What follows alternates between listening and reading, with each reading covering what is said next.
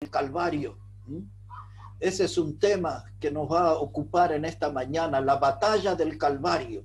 Si pueden buscar ahí en su Biblia, por favor, en el Evangelio de Juan, en el capítulo 19. Evangelio de Juan, el capítulo 19, y vamos a leer los versículos 1 a 3, y después vamos a leer los versículos 14 a 19. Entonces Juan, el capítulo 19, dice la palabra de Dios: así que entonces tomó Pilato a Jesús y le azotó. Y los soldados entretejieron una corona de espina y la pusieron sobre su cabeza y le vistieron con un manto de púrpura. Y le decían: salve, rey de los judíos, y le daban de bofetadas. Versículo 14, dice: y era la víspera de la Pascua, y como la hora sexta. Y entonces dijo a los judíos: he aquí vuestro rey. Pero ellos gritaron: fuera, fuera, crucifícale. Y Pilato les dijo: ¿a vuestro rey he de crucificar? Respondieron los principales sacerdotes: no tenemos más rey que César. Así que entonces lo entregó a ellos para que fuese crucificado. Y tomaron pues a Jesús y le llevaron, y él cargando su cruz salió al lugar llamado de la Calavera, y en hebreo Gólgota, y allí le crucificaron, y con él a otros dos, uno a cada lado, y Jesús en medio. Y escribió también Pilato un título que puso sobre la cruz, el cual decía: Jesús Nazareno, rey de los judíos. La Biblia dice aquí en el verso 17, hermano, que el lugar donde le crucificaron era llamado de la Calavera, y en hebreo Gólgota. Esa palabra Gólgota significa el lugar de la calavera. Cuando usted mira hoy ese lugar, usted va a ver allí en la roca toda la figura de una calavera.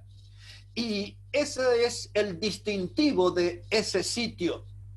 La palabra Gólgota, cuando se usa en la lengua aramea, por ejemplo, hay algunos que la definen como el monte de la ejecución. Pues eso es lo que significa en la lengua aramea, el monte de la ejecución. Pero cuando se usa en latín, en lengua latín, es la palabra calvarie. La palabra calvarie significa calavera. Por eso en español y en muchos de nuestros himnos se refiere no al Gólgota, sino al Monte Calvario, el monte de la calavera, tomado de la lengua latín. Ahora aquí se desarrolló en ese monte de la calavera, en ese monte Calvario, una gran batalla. Vamos a ponernos un poquito en contexto. Por ejemplo, el Evangelio de Mateo no es para que lo busquen, sino para que nos pongamos en contexto.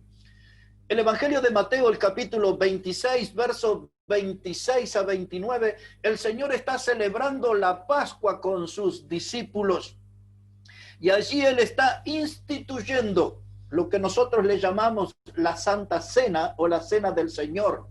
Allí es donde Él habla de aquellos símbolos, de que su cuerpo iba a representar el pan y que la copa iba a representar su sangre.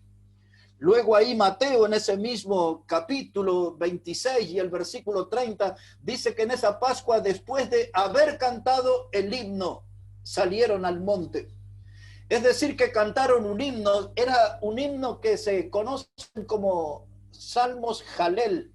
Eso está en el Salmo 118 y era todo un ritual que aún conservan los judíos. Y eso era lo que se cantaba para la Pascua, el Salmo 118, conocido como Jalel. Y luego que cantaron, ese era un salmo de alegría, era un salmo de gozo, y salieron rumbo al monte. Allí ellos se establecen en el lugar que nosotros conocemos como el huerto de Getsemaní. En ese lugar, el huerto de Getsemaní, el Evangelio de Lucas, el capítulo 22 y versos 39 a 44, nos cuenta cómo Jesús tomó distancia, como de un tiro de piedra de los apóstoles, y puesto de rodillas, oró. También Lucas nos cuenta que su oración era tan intensa que era su sudor como grandes gotas de sangre.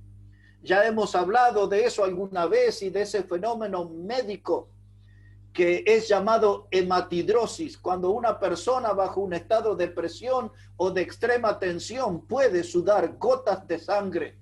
Allí en esa oración Jesús estaba pidiéndole al cielo por misericordia para nuestra vida de pecadores, para que podamos ser salvos.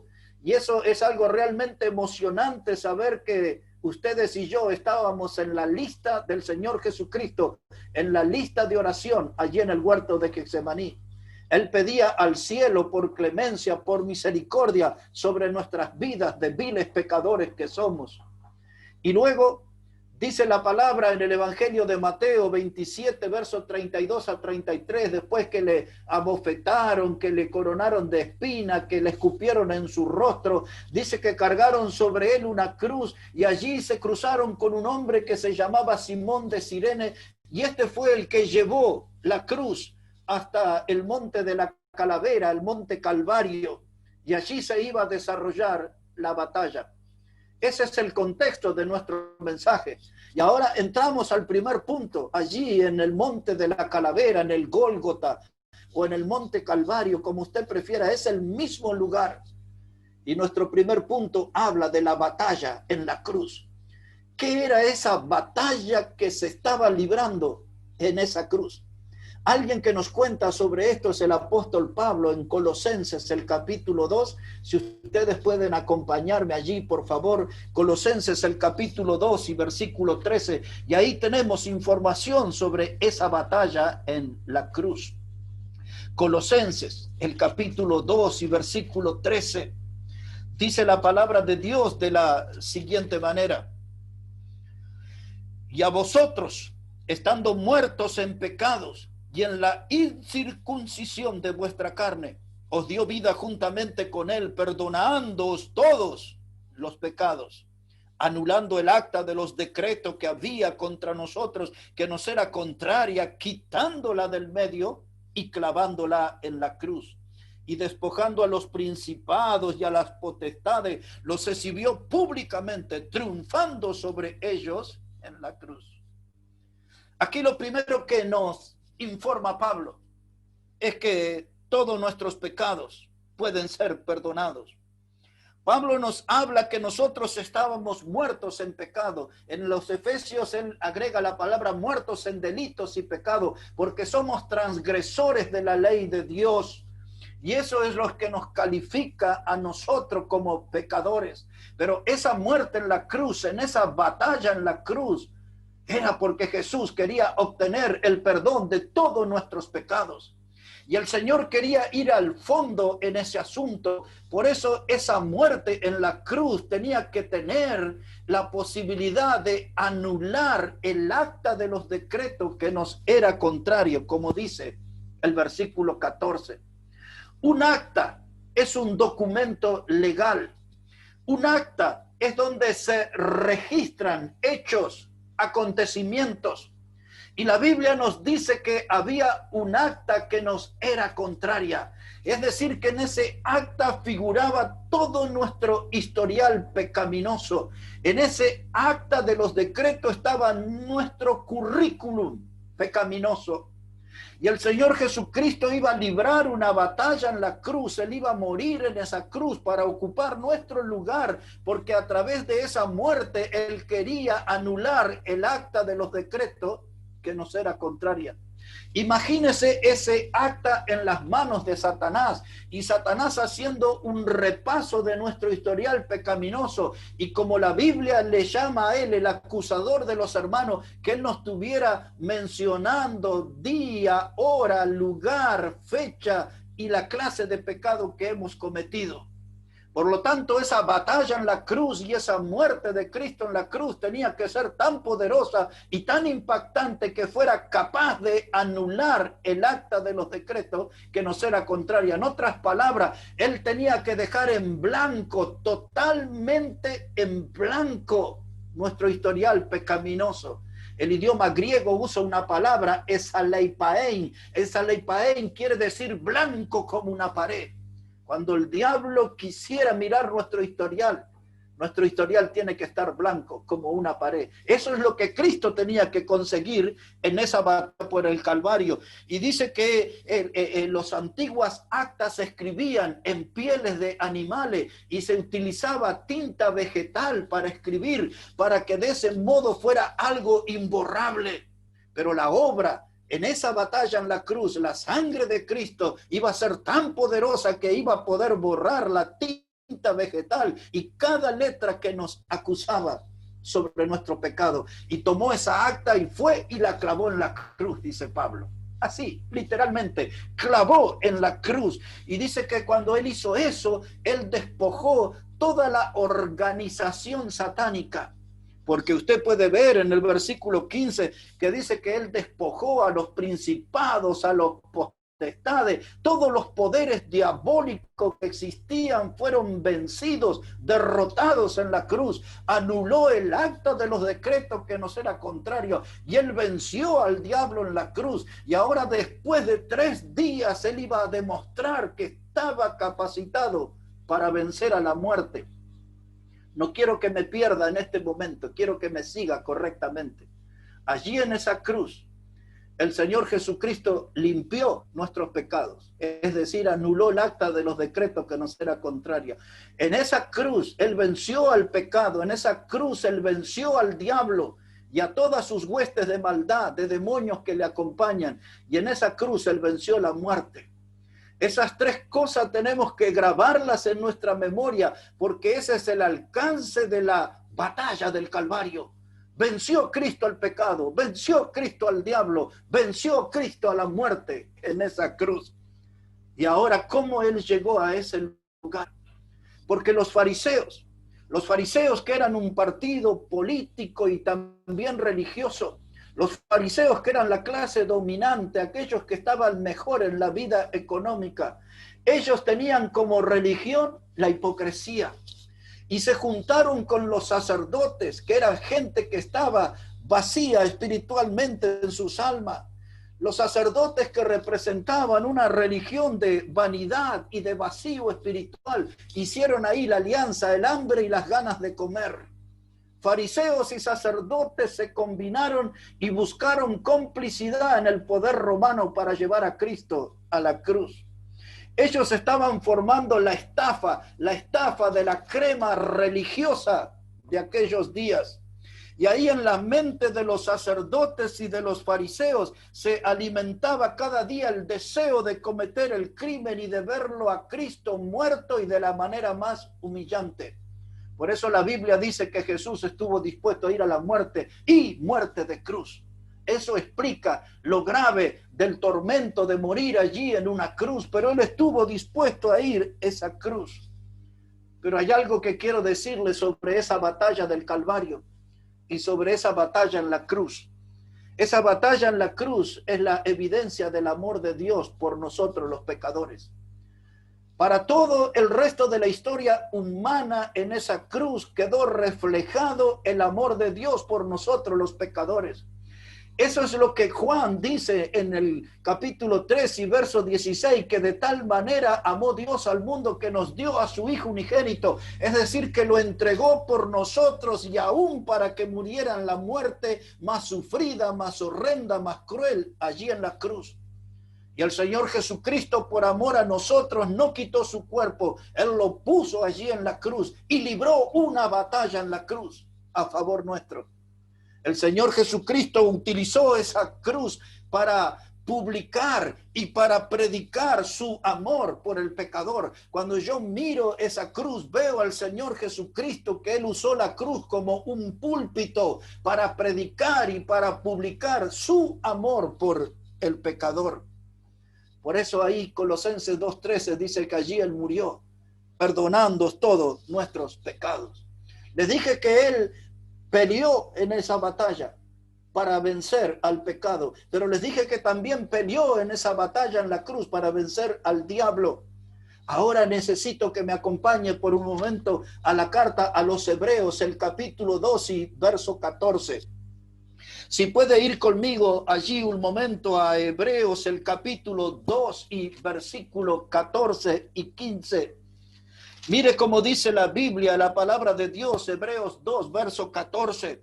Dice, así que, por cuanto los hijos participaron de carne y sangre, él también participó de lo mismo para destruir por medio de la muerte al que tenía el imperio de la muerte, esto es, al diablo, y librar a todos los que por el temor de la muerte estaban durante toda la vida sujetos a servidumbre. La Biblia dice que nosotros éramos esclavos del diablo. Y si usted observa, dice que éramos esclavos por temor. Hoy nosotros podemos ser siervos o esclavos de Cristo por amor a Él. Pero en nuestra vieja vida éramos esclavos por temor. Y el diablo infundía ese temor sobre nuestra vida, imponiendo la muerte. El texto que leímos, el verso 14, dice que el diablo tenía el imperio de la muerte. Él gobernaba a través de la muerte, él imponía la muerte, él era el administrador de la muerte. Pero Jesús vino y se hizo semejante a nosotros, dice el texto. Dice que él participó de sangre, es decir, que él tenía la misma esencia que nosotros. Como alguna vez lo mencionamos, él era nuestro pariente cercano. Y vino allí a librar esa batalla del Calvario, esa batalla en la cruz. Y ya vimos cómo él venció al pecado. Y ahora él va a vencer aquí al diablo también. Porque dice claramente ahí el final del versículo 14, dice que él le quitó el imperio de la muerte. Es decir, que aquel dominio, el gobierno que el diablo tenía por medio de la muerte, Cristo se lo quitó, se lo arrebató en esa batalla en la cruz. Cristo, hermanos, para que entienda bien, cuando estoy contando esto y cuando la Biblia nos habla de esto, nos está hablando exactamente del día que la muerte venció a la muerte, el día que la muerte venció a la muerte. Cuando Cristo murió en la cruz, Él venció la muerte que era administrada por el diablo. En síntesis, mis hermanos, en esa batalla de la cruz, Cristo venció al pecado, Cristo venció al diablo y Cristo venció a la muerte. Y ese es un buen momento para decir, aleluya, alabado sea el Señor, por esa resonante victoria. Le daré una perlita más de este tema. Si puede acompañarme a 1 Corintios, el capítulo 15 y versículo 54. Si puede ir conmigo allí un momento a 1 Corintios, el capítulo 15 y el versículo 54. Mire cómo dice la palabra de Dios allí.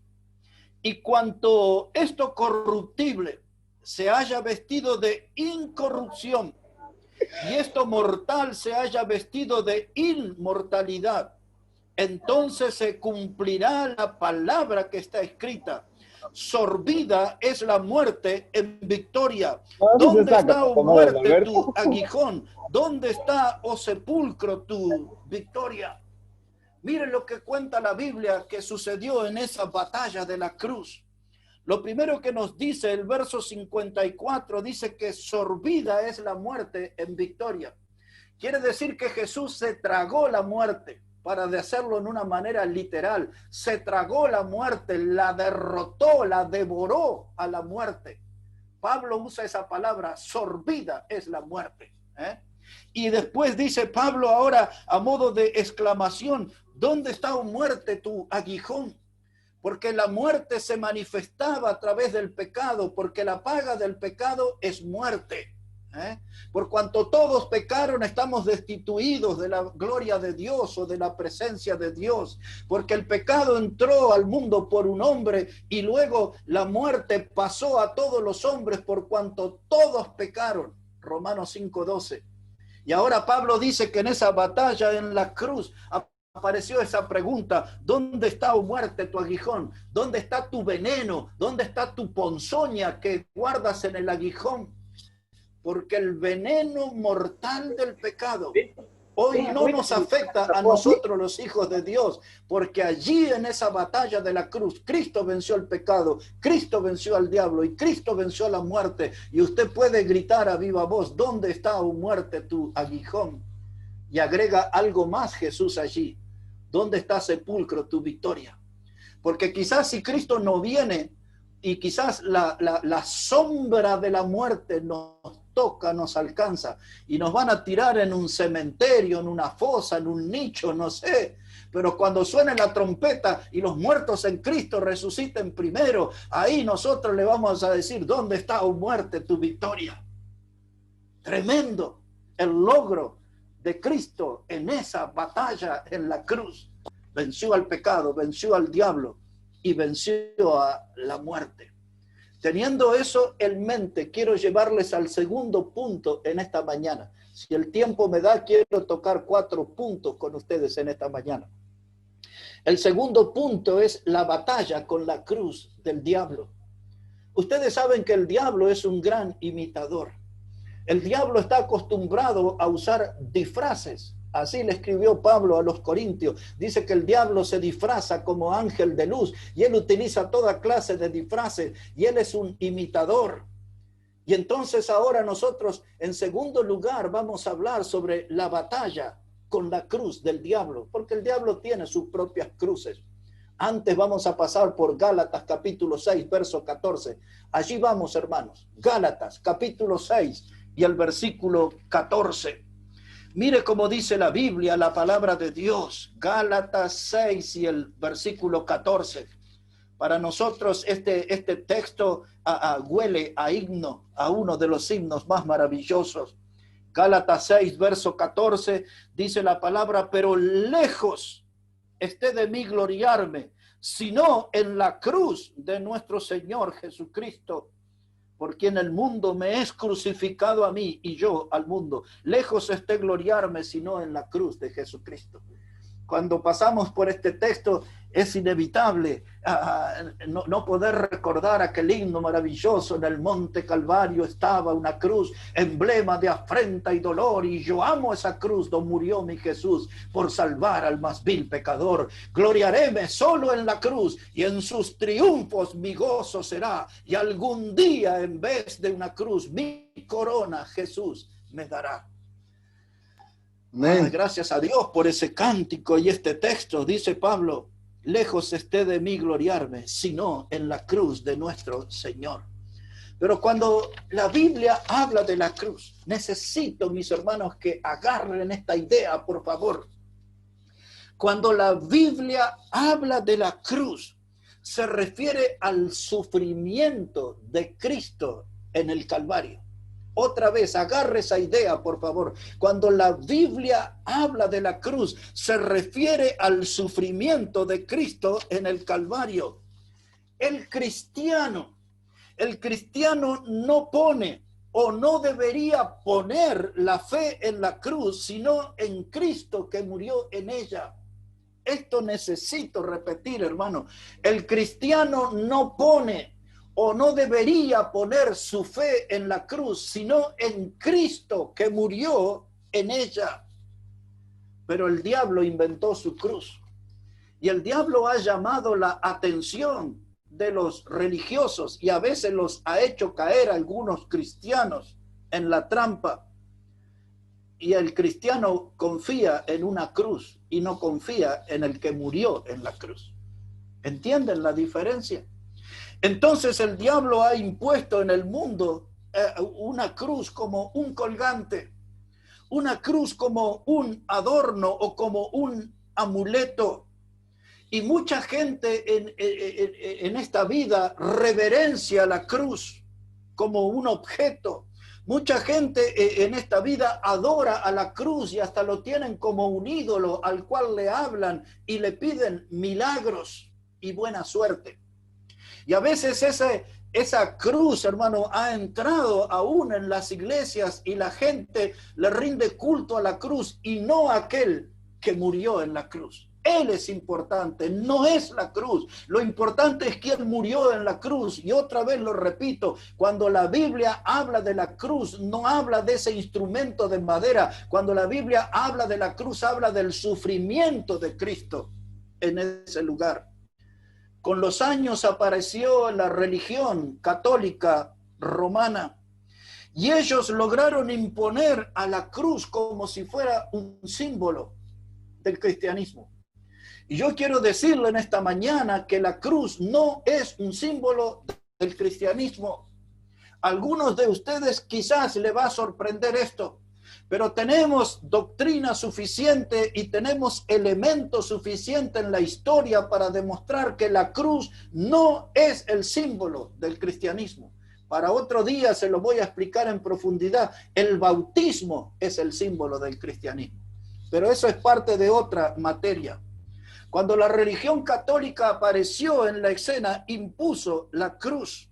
Y así fue que aparecieron cruces en las catedrales, en las cúpulas de esos edificios. La religión católica en la historia fue la que impuso la cruz en los hospitales, en los colegios, en los cementerios y hasta en los hogares mismos. Ese fue algo que impulsó la religión católica. Tampoco fue un invento de ellos, pero sí les diré durante el mensaje quién inventó esa cruz. La cruz de la religión católica, apostólica y romana. Esa cruz, hermano, allí la cruz es exaltada en esa religión. La cruz en esa religión, mis hermanos, es adorada, es besada. La gente se postra delante de esa cruz. Esa cruz también en esa religión la usan como un símbolo de bautismo para bebé. Mojan agua en el dedo pulgar y le hacen una señal de la cruz en la frente a un bebé para adherirlo y hacerlo parte de esa religión. Ellos le dan una gran importancia a la cruz como objeto. La cruz para esa religión, hermanos, es como el sello que la distingue. El signo que ellos hacen cuando entran a sus edificios, que se hacen la señal de la cruz, eso que ellos le llaman persignarse o persignación, es eso lo que ellos hacen, la señal de la cruz, cuando participan de comidas. Y aún en la figura a veces usan una cruz con una persona crucificada, y esa persona crucificada en la cruz de esa religión no representa a Cristo. Esa persona crucificada no simboliza a Cristo, porque el Cristo de la Biblia, el Cristo que es el Hijo de Dios, no está en una cruz, no está en una tumba. Él resucitó y está sentado a la diestra de Dios. Por lo tanto, mal hacemos en intentar reflejar la figura de un supuesto Cristo aferrado a una cruz, cuando Él no está allí, porque en la batalla de la cruz Él se levantó victorioso, se levantó como vencedor. Él no está en la cruz. Bien le dijeron los ángeles cuando María Magdalena y las otras mujeres el primer día de la semana fueron al sepulcro. Los ángeles le dijeron: no está aquí. ¿Por qué buscáis entre los muertos al que vive? Así que nosotros no vamos a adorar la imagen de una cruz y una supuesta persona puesta allí diciendo que es Cristo. Yo no voy a buscar entre los muertos al que vive. Mi Cristo vive, el Cristo de la Biblia vive.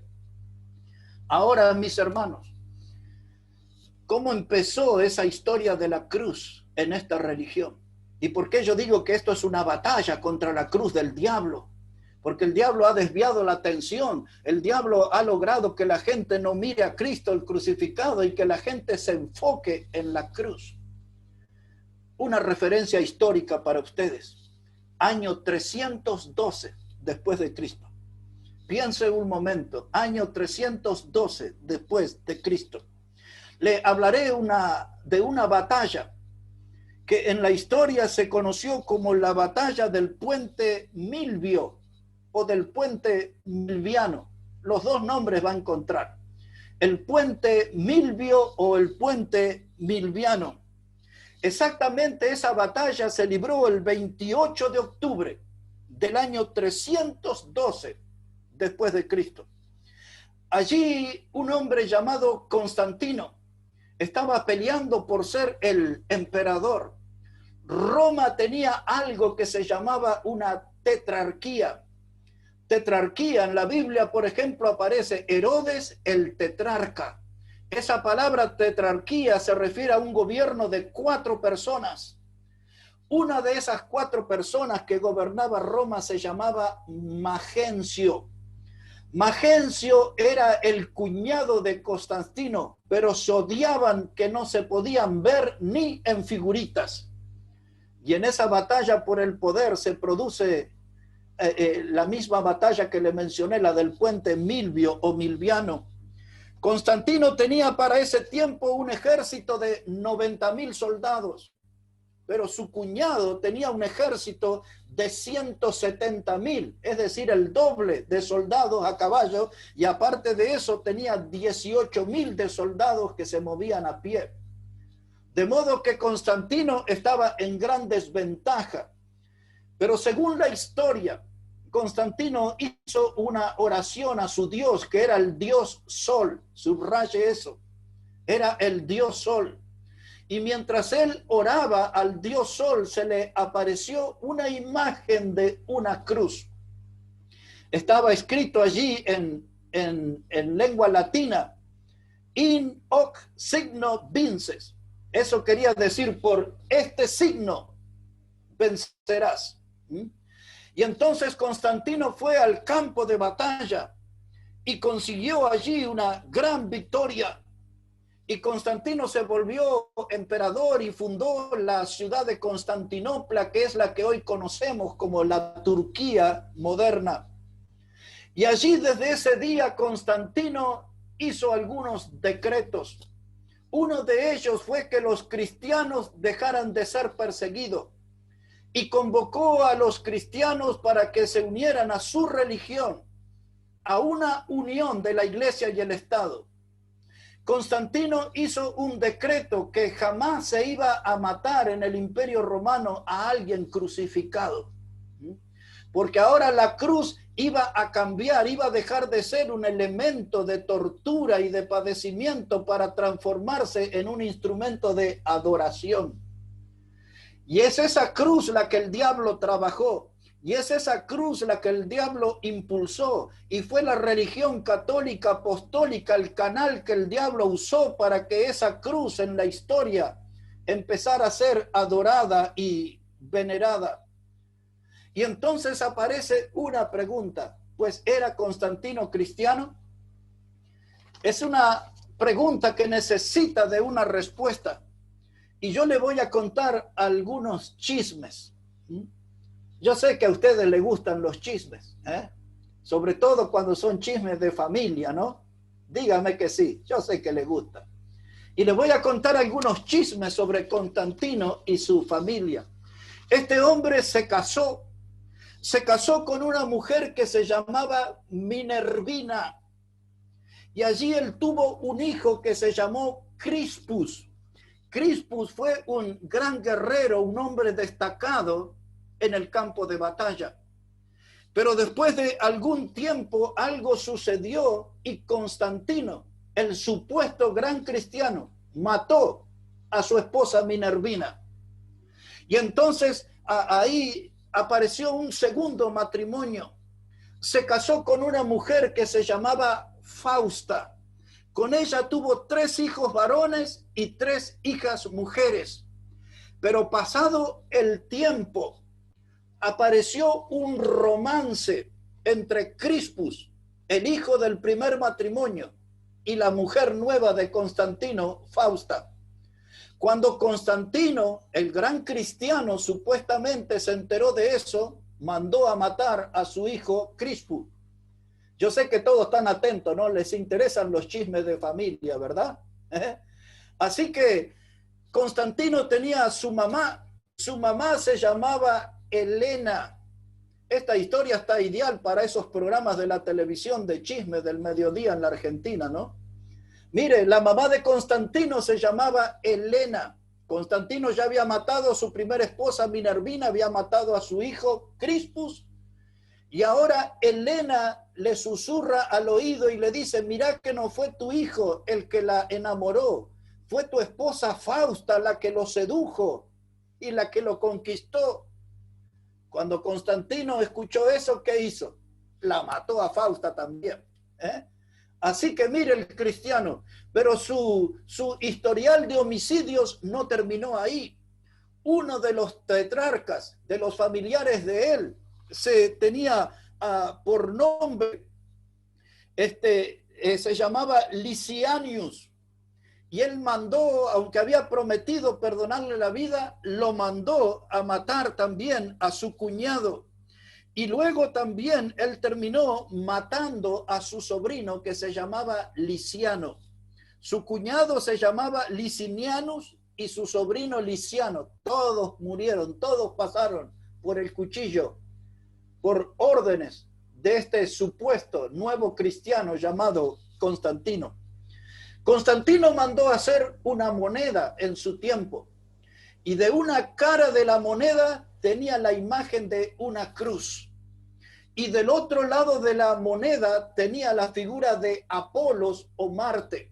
No voy a contar toda la historia de Apolo. Los griegos lo miraban de una manera, los romanos lo miraban de otro, pero Apolo muchas veces era presentado por la figura de un atleta o de un guerrero con arco y flecha.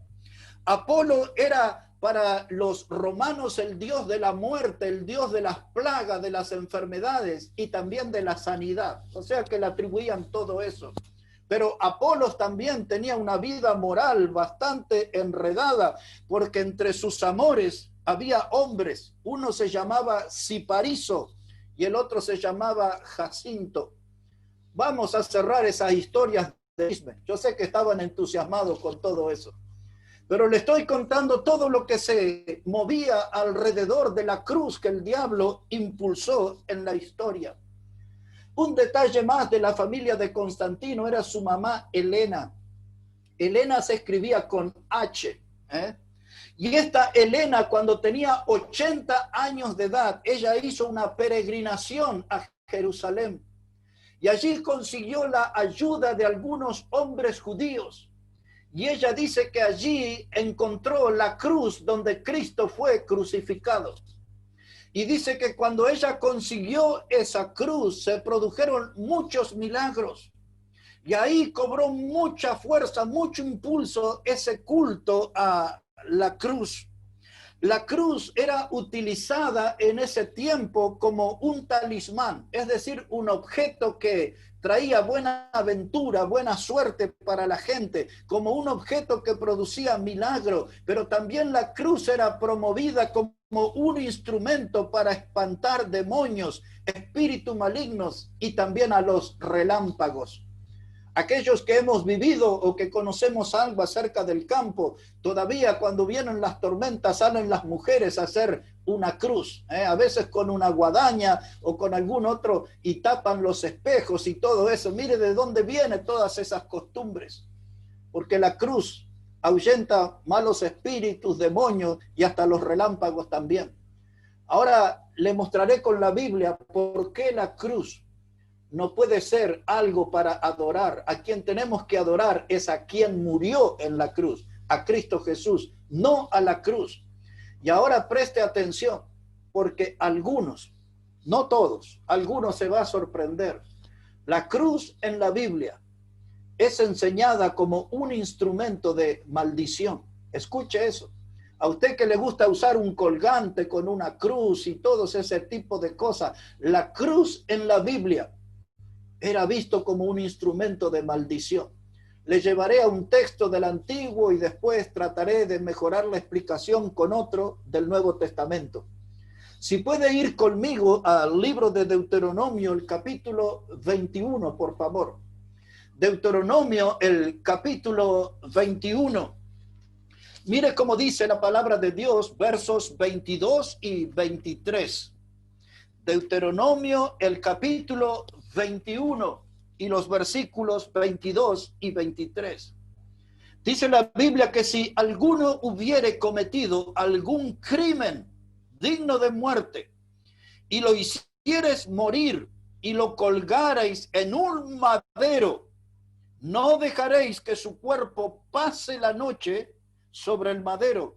Sin falta lo enterrarás el mismo día, porque maldito por Dios es el colgado. Escuche esto, maldito por Dios es el colgado, y no contaminarás tu tierra que Jehová tu Dios te da por heredar. Ahora entiende por qué la gente quería que Cristo muriera en una cruz. Porque la gente quería que lo vieran a Cristo como una persona maldita. Porque la cruz, el madero, era un símbolo de maldición. El que era colgado en un madero o crucificado en un madero no podía permanecer un día en él. Y esta señora Elena jamás pudo haber encontrado la cruz de Cristo, porque cuando alguien era crucificado, la costumbre judía era quemar la cruz, porque ellos sabían que era un instrumento de maldición. Y aún así, el que era crucificado o colgado no podía pasar de un día en la cruz para que no cayera maldición sobre la tierra. Observen el Antiguo Testamento cómo se veía eso. Pero el apóstol Pablo lo explica mucho mejor y la presenta a la cruz como un símbolo de maldición en la carta a los Gálatas, el capítulo 3 y versículo 13. Si puede ir ahí conmigo, por favor, vamos a leer Gálatas, el capítulo 3 y versículo 13. Todo esto para aquellos que adoran la cruz y besan la cruz y le hacen peticiones a la cruz y cuelgan cruces por todos lados. Mire lo que dice la Biblia ahora en Gálatas, el capítulo 3 y versículo 13. Dice la palabra de Dios, Cristo nos redimió de la maldición de la ley, hecho por nosotros maldición. Escuche bien, porque está leyendo bien. Dice, Cristo nos redimió de la maldición de la ley, hecho por nosotros maldición, porque está escrito, maldito todo el que es colgado en un madero. Ahora comprende por qué eligieron la muerte de cruz para Cristo. Porque lo querían hacer pasar, que la gente lo viera como un ser maldito, porque era maldito el hombre que moría en el madero. Y también de paso le agrego, cuando pusieron aquella corona de espinas sobre su cabeza, el mensaje que querían transmitir, que él era un hombre coronado de maldición. Porque cuando el pecado entró al mundo en los días de Adán y Eva y Dios tuvo que castigar al hombre con juicio, el castigo que Dios le dio era que en sus tierras, en sus campos, florecerían cardos y espinos, cardos y espinos.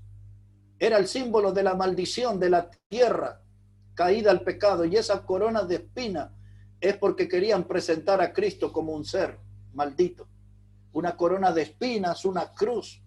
Y ahora el diablo ha impulsado a través de la historia a la cruz como un objeto de bendición. Y antes que alguien se torture y se plantee, ¿hacemos mal nosotros en nuestras congregaciones en tener una cruz? Mi respuesta sería no. Porque a veces cuando usamos la figura de una cruz en nuestros edificios, esa cruz vacía para nosotros es comprendido que es la enseñanza de que Cristo no está allí. Una cruz en nuestro edificio es el recuerdo de que Cristo no está allí. El recuerdo de una cruz en nuestros edificios nos hace pensar en la victoria, en el triunfo de Cristo, en aquel himno de triunfo que dice, consumado es, la deuda ya fue pagada, consumado es. Pero cuando la cruz se usa como colgante, como amuleto, como talismán, ahí ya estamos en un serio problema. La religión romana, Constantino, su mamá, fueron instrumentos del diablo para impulsar la cruz como un objeto de veneración y adoración. Pero la cruz apareció mucho más antes en la historia. Ahora necesito ir un poquito más rápido por causa del tiempo, pero mucho más antes en la historia apareció. La cruz ya en el libro de Génesis, en el capítulo 10, cuando Nimrod fundó Babilonia, en aquellos días de la Torre de Babel, la cruz ya era un distintivo en aquel tiempo. La cruz era un símbolo que representaba a las religiones de misterio. aquellas religiones que proliferaron en la vieja Babilonia, creada por Nimrod. Una mujer llamada Semiramis. No puedo contar toda la historia de ella, pero esa mujer es la madre, la sacerdotisa, la creadora de aquellas religiones de misterio, de ocultismo, donde el diablo actuó grandemente en el comienzo. Y si usted sigue toda la historia de Babilonia y llega al último libro de la Biblia, Apocalipsis, el capítulo 18, allí Juan habla de que Babilonia era guarida de demonios, pues allí apareció la cruz. Eso va a ser para otro mensaje dentro de pocos días, pero lo pongo al tanto. Esa mujer tuvo un hijo que se llamó Nimrod. Algunas historias son un poquito diferentes. Yo voy a tratar de darle una que me parece la más cierta. Esa mujer tuvo un hijo que se llamó Nimrod. Con Nimrod tuvo relaciones incestuosas, es decir, que hubo sexo entre la madre y el hijo. Un día Nimrod fue muerto y su cuerpo fue esparcido, pero Semiramis salió a decir que no había muerto, sino que el dios Sol se lo había llevado. Y ella quedó embarazada y tuvo un hijo que se llamó Tamuz. Y ella dijo en su tiempo, sembró esa doctrina que Tamuz había sido engendrado por un dios. Y entonces la primera letra del nombre Tamuz es la letra T. Y la cruz ahí apareció en ese culto. Porque ellos pensaban que Tamuz era un dios encarnado. Y Tamuz un día fue atropellado por un jabalí, lo encontraron muerto al lado de un árbol podrido, y ese árbol después floreció. Y esa historia va para dentro de pocos días. Ese es el arbolito de Navidad que muchos ponen en sus casas. Mire de dónde viene todo eso, del ocultismo, de las religiones de misterio. Pero eso vamos a hablar más cerca de diciembre en profundidad.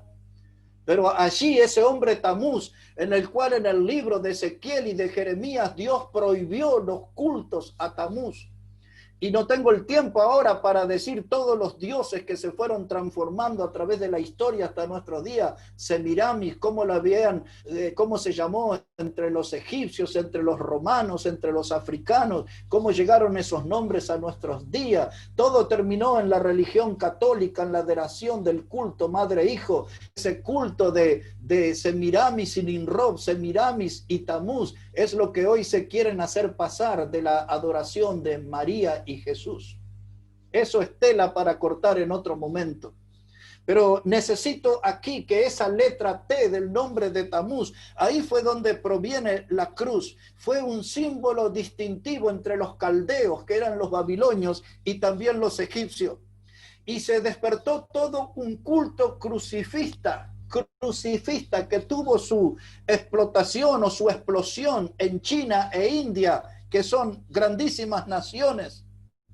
Y el hecho de que Cristo murió en una cruz, eso no significa que tenemos que venerar o adorar a la cruz. Imagínelo por un momento.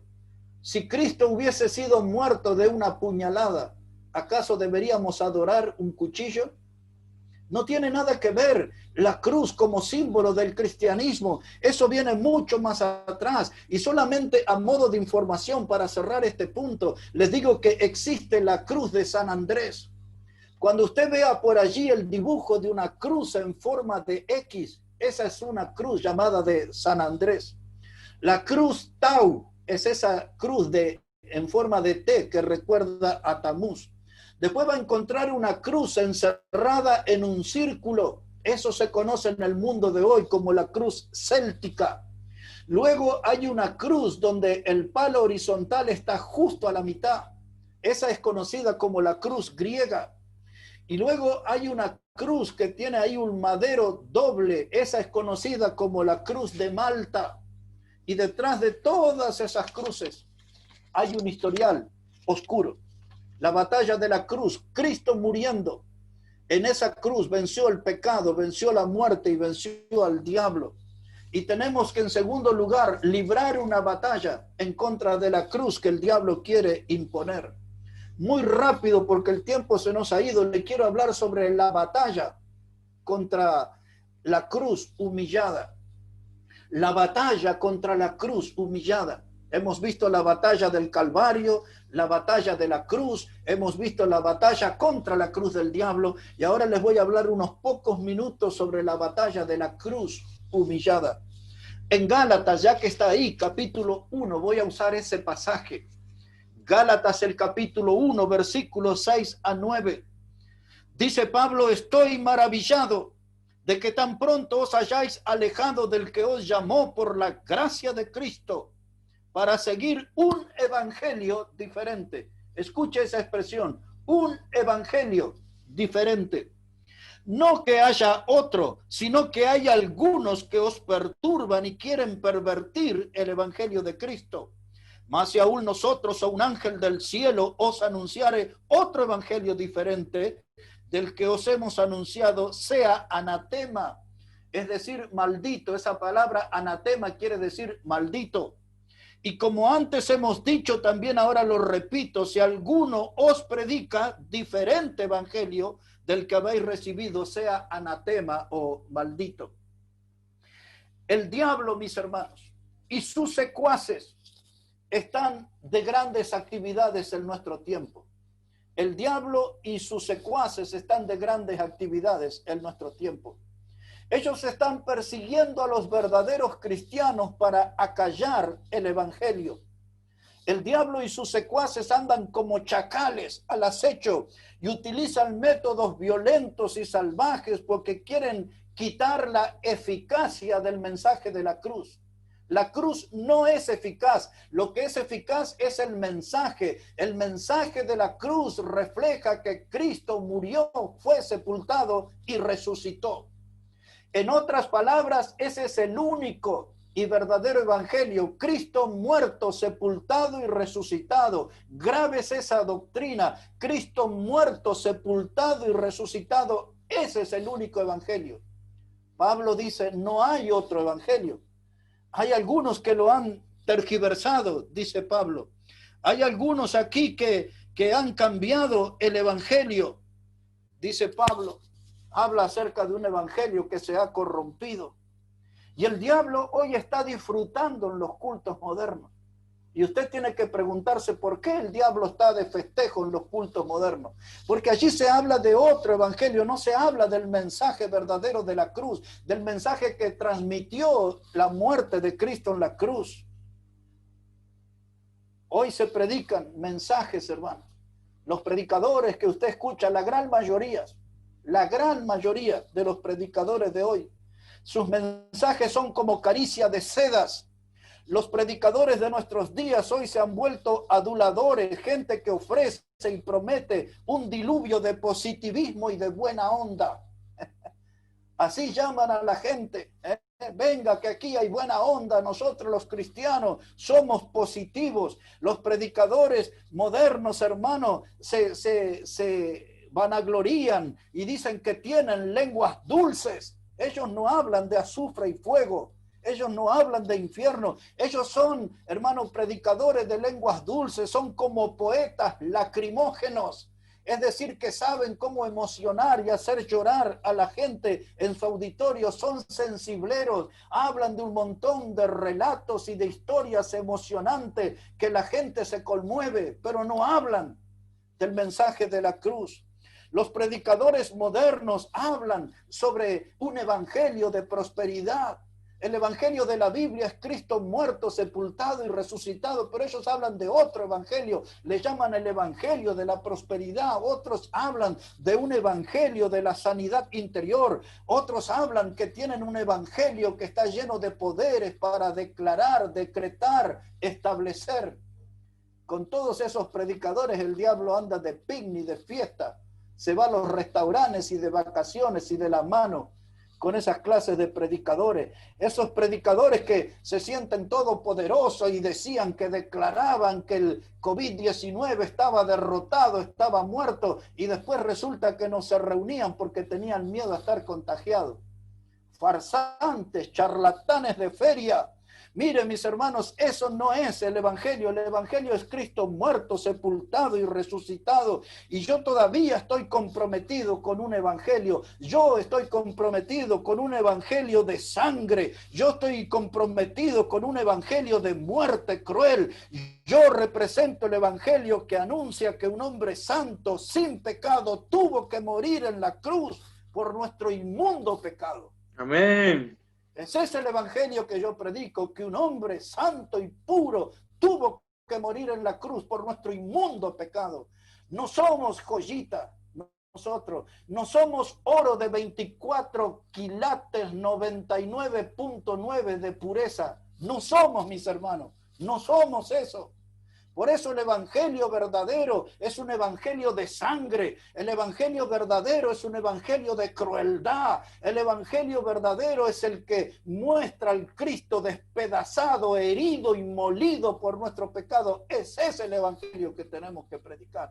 Porque ese es el único evangelio que redime al pecador. Es el único evangelio que salva al pecador. La prosperidad económica, la sanidad interior, ninguna de esas porquerías te va a llevar al cielo. Pero el evangelio del Cristo muerto y resucitado, ese te salvará y te salvará para siempre. Amén. Yo estoy comprometido con ese evangelio. Hermanos, el tufo escandaloso de nuestras malas obras, la podredumbre de nuestra hipocresía, ese fingir continuo de que somos personas buenas o que somos buena gente, eso se tiene que terminar y predicar que Cristo murió, porque ya no se soporta el tufo de nuestro pecado maloliente. Ahora no me da ahí el tiempo, pero para los que toman nota tienen que poner ahí, por favor, tiene que poner Isaías, el capítulo 1, versículo 4 a 6, donde Dios habla allí al pueblo de Israel y por qué no a nosotros, hablándole a ese pueblo que todo estaba podrido desde los pies a la cabeza y que todo ese pueblo era una inmunda llaga por su forma de pecar. Y es esa la realidad nuestra también. Somos una inmunda llaga por nuestro modo de pecar. Dios le dijo allí a Israel en Isaías 1:4, gente pecadora, pueblo cargado de maldad, generación de malignos, hijos depravados. Son las mismas palabras para nosotros. Pues eso somos nosotros también hoy. Gente pecadora, pueblo cargado de maldad, generación de malignos, hijos depravados. Y le dijo Dios allí, dice, de la planta de los pies hasta la cabeza no hay cosa sana, no hay una herida, hinchazón y podrida llaga. Pero usted escucha a esos predicadores y dice, usted es la niña de los ojos. Y usted es la rosa de Sarón, usted es la preciosura de Dios, usted es la joya de Dios, usted es el tesoro de Dios. La Biblia que yo leo me dice otra cosa y aún se aterrizo en Jeremías 17:9, dice que es engañoso el corazón del hombre y perverso. ¿Quién podrá conocerlo? ¿Quién tiene razón, la Biblia o estos predicadores de lengua dulce que están humillando el mensaje de la cruz con poesías lacrimógenas y no predican el verdadero evangelio? El evangelio de sufrimiento, el evangelio de sangre, el evangelio que muestra a Cristo, el Hijo de Dios, herido y molido por nuestro pecado, crucificado. Ese es el evangelio que tenemos que predicar. Si no, estaremos perdiendo nuestro tiempo. Déjeme decirle algo más. Antes, no mucho tiempo atrás, el diablo odiaba el evangelio. Y el diablo odiaba a los predicadores del evangelio. Pero hoy el diablo anda contento en medio de esa colonia de farsantes que solamente están aferrados a lo terrenal, a lo temporal y a lo material. Mis hermanos, escuchen bien esto, por favor. Si una predicación no pone nervioso al diablo o lo hace enojar al diablo, ese mensaje es un desperdicio.